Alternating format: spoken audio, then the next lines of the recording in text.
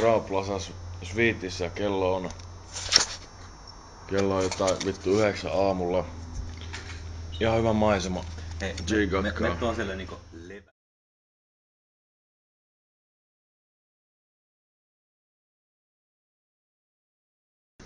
Tässä on tää. Ota se pelkkä foto ja Eilen lähti niinku oikein niinku isosti kädestä.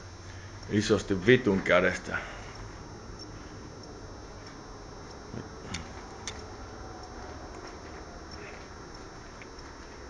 Siinä on meikän tekemä reikä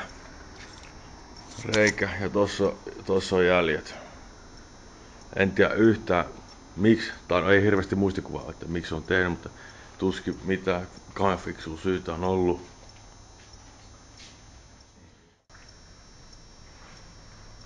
Tästä mä oon niinku jotenkin, tässä kohtaa mä viihdyn, tää on niinku paras. Keväistä.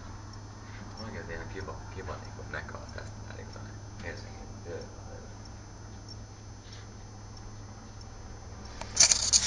Kyllä tää kelpaa, meni vaan vittu eilen vähän vituutta, nyt pahasti vituta.